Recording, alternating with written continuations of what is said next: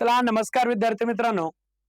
पहा, येणारं 2026 जे वर्ष असेल, हे 2026 वर्ष सर्वांसाठी एक नवी ऊर्जा निर्माण करणारं वर्ष असं म्हणावं लागेल. या वर्षामध्ये अनेक पदांसाठी मेगा भरती त्या ठिकाणी शासनातर्फे राबवली जाणार आहे.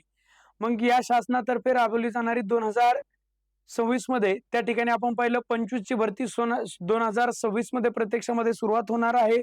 सोबतच नवीन भरतीची घोषणा अधिवेशनामध्ये हिवाळी अधिवेशनात करण्यात आली. सोबतच 150 दिवसाच्या कार्यक्रमामध्ये विविध विभागामधील असणाऱ्या रिक्त पदांचा अहवाल सुद्धा तयार करण्यात आला आणि त्याच्याच अंतर्गत असणारी ग्रामसेवक भरती म्हणजे जिल्हा परिषद मार्फत जिल्हा परिषदची जी भरती निघेल त्या भरतीमध्ये ग्रामसेवक हे पद असणार आहे.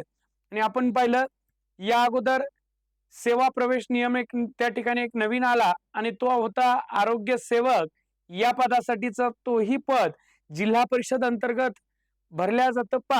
मग आता लक्षात घ्यायचंय 2025 आणि 26 या वर्षाच्या आपण भरतीचा विचार करत असताना परत एक मेगा भरती निघणार आहे.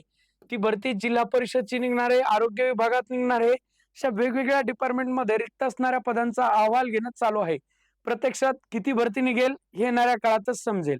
का आपल्याला गांजर भेटणार आहे फडणवीस साहेबांकडून हेही आपल्याला बोलता येणार नाही सध्याच. का तर साहेबांनी याच्या अगोदर लय भरत्या घेतल्या. ओके, अशी अपेक्षा बाळगू की येणाऱ्या काळात ही भरती होईल. मग आपल्याला जर ग्रामसेवक व्हायचं असेल, एक ग्रामीण स्तरावरला अधिकारी व्हायचं असेल तर शासन आणि ग्रामपंचायत स्तरावरला अधिकारी जर प्रमुख व्हायचं असेल आपल्याला तर ते पद आहे म्हणजेच काय तर ग्रामसेवक हे पद आहे.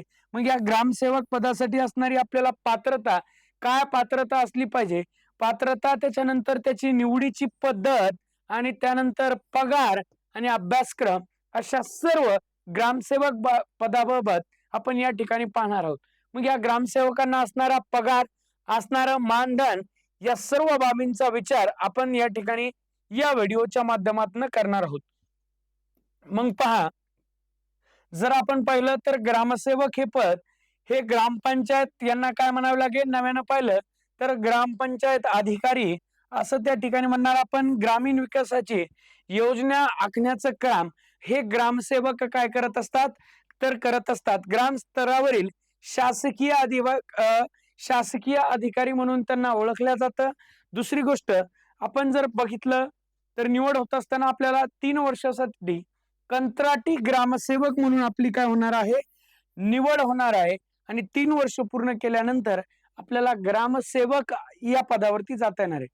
आपण पाहिलं असेल शिक्षकांना त्या ठिकाणी शिक्षक सेवक म्हणून 3 वर्ष काम करावं लागतं, त्यानंतर ते शिक्षक या पदावरती जातात. त्याच पद्धतीने आहे ग्रामसेवकांना काय करावं लागतं, 3 वर्ष कंत्राटी ग्रामसेवक म्हणून त्या ठिकाणी काम करावं लागतं.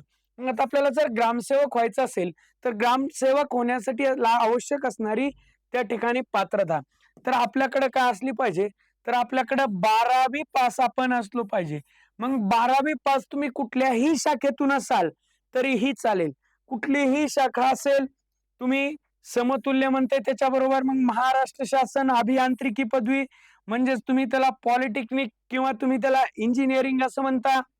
त्याच्यानंतर म्हणते समाज कल्याण पदवी, कृषी पदवी ही तुमच्याकडे कुठली 12वीच्या बेसवर असणारा समतुल्य तुमच्याकडे त्या ठिकाणी क्रायटेरिया असलं पाहिजे. पण महत्वाची बाब आपण पाहिलं तर ग्रामसेवक होण्यासाठी आपल्याला किमान म्हणजे कमीत कमी 60% हे 12वीला असणं आवश्यक आहे. मग तुम्ही आर्ट मधून असाल, कॉमर्स मधून असाल अथवा सायन्स मधून असाल, कुठल्याही फॅकल्टी मधून असाल तरी तुम्हाला 60% असणं हे आवश्यक आहे. सोबतच तुम्हाला संगणक हाताळणी प्रमाणपत्र म्हणजेच तुमच्याकडे MSCIT अथवा दुसरा कुठलाही डिप्लोमा त्या ठिकाणी चालणार आहे. ही झाली पात्रता. त्यानंतर आपण जर बघितलं तर ग्रामसेवक पदासाठी वेतन. मग जर आपण कंत्राटी ग्रामसेवक म्हणून त्या ठिकाणी 3 वर्ष आपल्याला हे काम करायचंय, 3 वर्षानंतर आपण ग्रामसेवक या पदावर जाणार आहेत. मग आपल्याला दरमहा 16,000 रुपये एवढा पगार 3 वर्ष मिळणार आहे. हाही पगार कमी होता, मात्र हा पगार नव्यानं वाढलाय. ग्रामसेवक पदासाठी ES8 नुसार यांचा पगार निघत असतो. तो पगार आहे 25,500 पासून 81,100 रुपयापर्यंत हा पगार कमीत कमी म्हणजे सुरुवात 25,500 नसते, म्हणजे एवढीच पगार मिळणार नाही. याच्यामध्ये खूप सारे भत्ते याच्यामध्ये असतात आणि ही पगार जवळपास पहिला पगार आपला अंदाजे 40,000च्या आसपास निघतो. ओके. ग्रामसेवक पदासाठी ए-सेट नुसार जर आपण अंदाज काढला, अंदाजे सांगतोय हां, 40,000 पर्यंत. मग आपण कुठल्या महानगरामध्ये आहात, आपण ग्रामीण स्तरावरती आहात, आपण म्हणजे आता विचार जर आपण केला, तर एखादा पोलीस शिपाई असेल, तर मुंबईचा पोलीस शिपाई आणि आपला परभणीचा पोलीस शिपाई याच्यामध्ये फरक पडतो कशामध्ये? भत्ते जे असतात, महागाई भत्ता मुंबईवाल्यांना जास्त मिळतो, परभणीवाल्यांना कमी मिळतो. म्हणून मुंबईवाल्यांचा पगार हा काय असतो? अधिक असतो. चला, मग हा असणारा आहे पगार. त्याच्यानंतर आपण जर पाहिलं तर अभ्यासक्रम, ह्या पदासाठी अभ्यासक्रम काय असतो? तर मराठी भाषेचे एकूण 15 प्रश्न याच्यात, याच्यामध्ये व्याकरण असेल, ग्रामर असेल.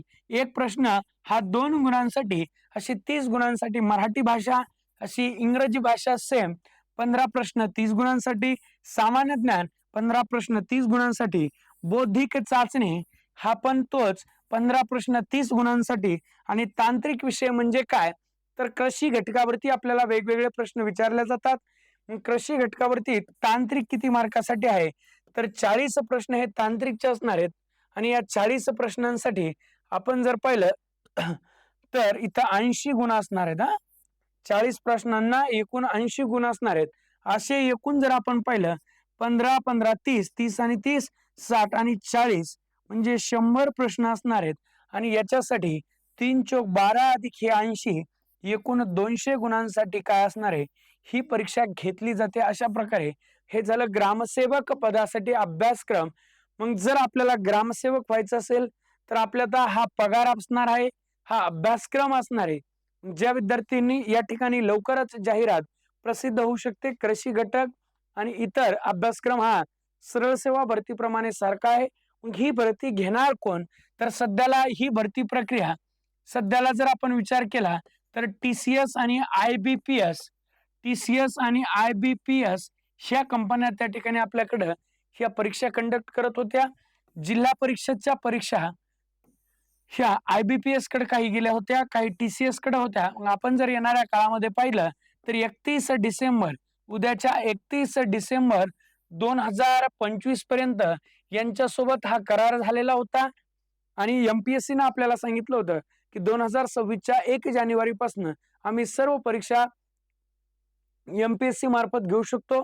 तर यावरती हा डेट जर पुढे वाढवून मिळाली तर कदाचित टी-सी-एस कडे जाईल अथवा एम-पी-एस-सी घेईल किंवा जिल्हा निवड समिती म्हणजेच त्या ठिकाणी एम-पी-एस-सी त्या स्तरावरती एक बॉडी तयार करेल आणि त्या परीक्षाने त्या ठिकाणी होणार आहे. ओके, चालतंय. धन्यवाद. भेटूयात आपण पुढच्या व्हिडिओमध्ये.